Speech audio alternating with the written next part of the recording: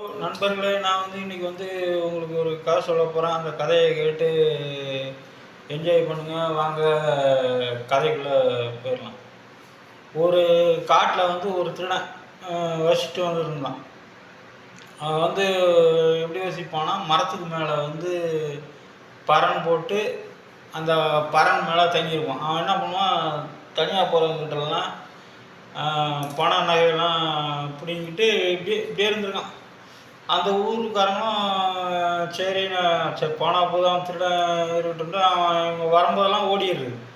இப்படியே இருந்துகிட்டே இருந்தது. இப்படியே இருக்கும்போது ஒரு நாள் 2 வயசான பாட்டிங்க கடையில் பொருள் வாங்கிட்டு அப்படியே நடந்து வந்தாங்களாம். நடந்து வரும்போது அப்போ அந்த திருடன் அங்கேருந்து, பாட்டிங்களா என்ன எங்கே போயிட்டு வரீங்க அப்படின்னு. ஐயோ, கிளம்பி போய் நம்மளை பார்த்து நாங்கள் பிடிச்சிடும். உடனே நான் எங்களை சும்மா தான் போகிறோம். உடனே அந்த பாட்டிங்க 2 பேர்த்தையும் பிடிச்சி அவங்க கையில் அந்த பொருள் நகையெல்லாம் வாங்கிட்டு அதோட அவன் சும்மா விட்டுருந்தா இருந்துருவான். என்ன பண்ணியிருக்கான்,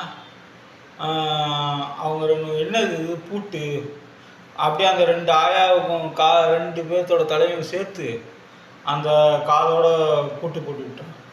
பூட்டு போட்டு விட்டோன்னா அந்த ஆயாங்களால் நடக்கவே முடியல. அப்படியே தத்தி அப்புறம் ஊருக்கு சேர்ந்தாங்க. ஊருக்கு சேர்ந்தால் ஊரில் உள்ள மக்கள் யார் அது இப்போ ஐயோ அவங்க 2 பேருக்கும் திருடன். உடனே அந்த ஊருக்காரங்கெல்லாம் சேர்ந்து போய் அந்த திருடனை அடித்து கொண்டுட்டாங்க. இந்த கதையிலேருந்து என்ன தெரியுது, அவங்களும் சரி ஏதோ வயிற்று குழப்புக்கு திருடனா அந்த திருடனை விட்டாங்க. ஆனால் அவன் காதில் கவனுக்கு ரொம்ப கொடுமைப்படுது போய் அவனை சொல்லி கொலை பண்ணிட்டான். இதுதான் இந்த கதையோட அர்த்தம். அடுத்தது என்னென்னா, ஆல்வா எடிசன். அவர் பல்பை கண்டுபிடிக்கிறதுக்கு முன்னாடி என்ன பண்ணார், ஃபஸ்ட்டு வேலைக்காய் பார்த்தார். வேலைக்காய் பார்த்தம்போது அதில் அவரும் அதேமாரி ஒன்று செய்து மாரி ஏறி வச்சு, ஆனால் ஏறியல். அப்புறம் ஒரு பட்டு நூல் எடுத்து அதில் கரண்டை கொடுத்தா, அதுவும் பிசுன்னு எரிஞ்சு போச்சு.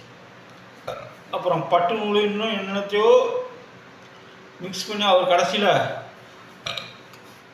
1001 முறை முயற்சி செய்தார். அவர் அப்பையும் உடனே நம்ம எப்படியோ பல்பை கண்டுபிடிச்சோம். அப்புறம் தான் அவர் வேற ஒரு 2 கெமிக்கலை சேர்த்து ஒன்றா நூலில் தயாரித்து அதில் கரண்ட் கொடுத்தா பல்ப் எரின்னு அவருக்கு தெரிஞ்சு. உடனே தான் அவர் அப்புறம் தான் அந்த பல்பை கண்டுபிடிச்சி இப்போ நம்ம பயன்படுத்துகிற பல்புங்கெல்லாம் எரியுது. இதுலேருந்து என்ன தெரியுது, அவர் 1001 முறை முயற்சி செய்தும் அப்புறமும் அவர் முயற்சி செய்ததுனால தான் நம்மளுக்கு இன்றைக்கி நைட்டில் வெளிச்சமாக இருக்குது. இதுதான் எப்பயுமே முயற்சியை கைவிடக்கூடாது. அதுதான் இந்த கதையோட அர்த்தம். நன்றி, வணக்கம்.